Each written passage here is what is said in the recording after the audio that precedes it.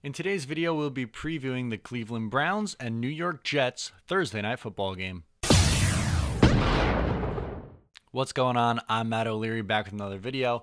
Today's topic is going to be the New York Jets and Cleveland Browns playing on Thursday night football. We'll be doing a little preview, but before we get started, I just wanted to mention to you that you can follow me on social media at Matt O'Leary NY on Facebook, Twitter, and Instagram. So as I mentioned, and as you could tell by the title, this is a preview of a Thursday night football matchup between the Jets and the Cleveland Browns.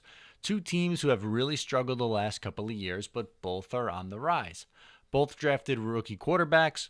Cleveland took Baker Mayfield number 1 overall, and the New York Jets took Sam Darnold with the number 3 pick. It was a surprise that Sam Darnold was there at number 3, and a lot of people thought that he would go number 1 to Cleveland, but he fell into the Jets' lap and they kind of lucked out. And the only difference between the two teams is that Cleveland is playing their veteran quarterback, Tyrod Taylor. They are not going with the rookie. The New York Jets are playing the rookie, Sam Darnold, who's been pretty good through 2 games, and the veteran Josh McCown is on the bench. So let's get started and talk about the action of the game. Both teams are coming off a loss, but this isn't the Cleveland teams of old. The ones for the last couple of years when they went 1-15 and 0-16.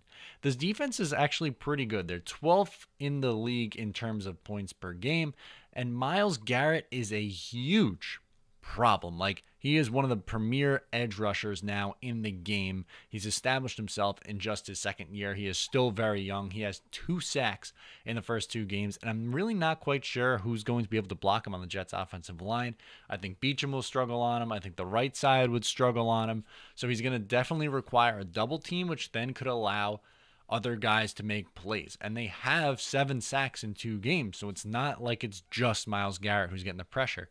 The entire Browns defense is wreaking havoc on the 2 teams they played. And they played 2 pretty good quarterbacks in Ben Roethlisberger and in Drew Brees against the Saints. They lost to the Saints, tied with the Steelers. So, again, they are 0-1-1, which is a little odd to see that. But you might see some pressure on Sam Darnold. That's the point that I was trying to get to with this Cleveland defense. In addition to them creating pressure, led by Myles Garrett, they also have 3 interceptions in the first 2 games. Sam Darnold also has 3 picks in 2 games, so he's got to be careful not to turn the ball over. He struggled with that early on in his first 2 games. He had 1 on the first ever play he took, and then he had 2 against the Miami Dolphins, and 1 was in the end zone. So something that he is going to have to be careful about in this game on Thursday night. On the offensive side of the football, Tyrod Taylor usually gives the New York Jets fits. He really, ever since he took over in Buffalo in 2015, he has caused problems for the New York Jets. They've struggled against him. The Bills beat him twice in 2015. We know what happened in 2016. And in 2017, the Jets split with the Bills. But again, he really usually tends to cause issues, mainly week 17 of the 2015 season.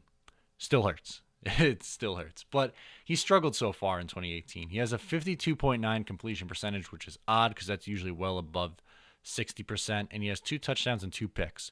He usually never turns the ball over. So the fact that he's on pace to throw 16 interceptions this year is a bit surprising. But he's not someone who's going to carve you up. He's probably going to end up, if he plays all 16 games, which I don't necessarily expect him to, but if he did, he's a guy who's going to throw between 15 and 20 touchdowns and usually 5 picks on the entire year.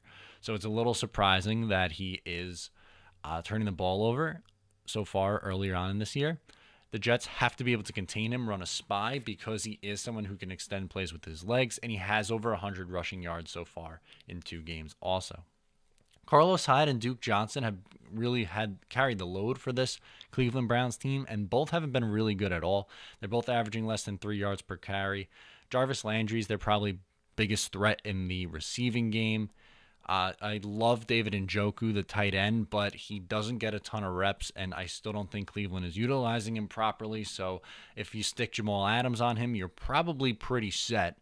Again, the Jets struggle usually covering the tight end. We've talked about it in weeks past, and Njoku's a pretty good up-and-coming young guy, but I think if you just stick Adams on him, you're probably pretty good, even though he's such a good athlete. As for the Jets, I think Darnold has to do just enough. I don't think he has to do anything super flashy, like throw for 4 touchdowns or anything like that. It's probably going to be a lower scoring game.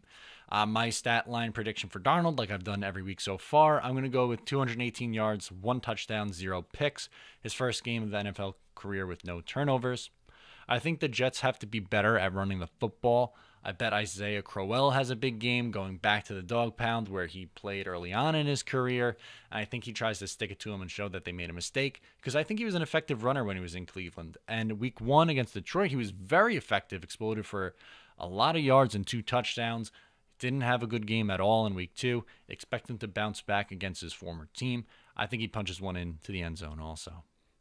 Todd Bowles, even though I don't like him, I think he has his flaws. He is a far better coach than Hugh Jackson. I mean, if you watched Hard Knocks, Hugh Jackson looked utterly atrocious as a football coach in the NFL.